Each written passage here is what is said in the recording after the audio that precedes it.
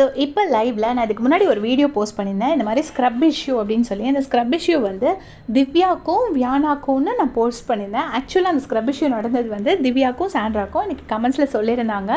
அது என்னென்னா, திவ்யா வந்து அந்த சுகர் பற்றி கேட்டிருப்பாங்க. அந்த சண்டை முடிஞ்ச உடனே டேரெக்டாக இங்கே வந்துட்டு அந்த விக்ரம்கிட்டேயும் அப்புறம் வெளியில் வந்து அமித்கிட்டேயும் சொல்லியிருப்பாங்க, வேணும் சுகர் இஷ்யூ பிரச்சனை கிடையாது, ஆனால் ஸ்க்ரப் இஷ்யூ நடக்கும்போது வேணும்னு சுகர் இஷ்யூவை இன்சர்ட் பண்ணுறாங்கன்னு தான் சொல்லியிருப்பாங்க.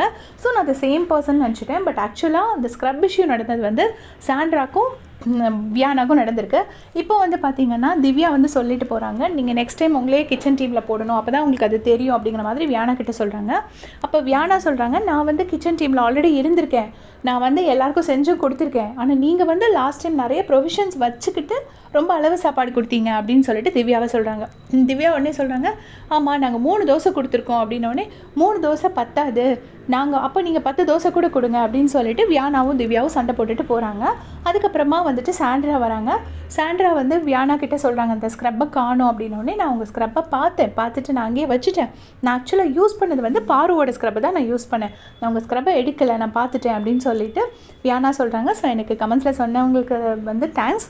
அந்த இஷ்யூ வந்து நடந்தது வந்து சுகர் இஷ்யூ நடக்கிறது திவ்யாக்கும் வியானாக்கும், அந்த ஸ்க்ரப் இஷ்யூ வந்து சாண்ட்ராக்கும் வியானாக்கும். தேங்க்ஸ் ஃபார் வாட்சிங்.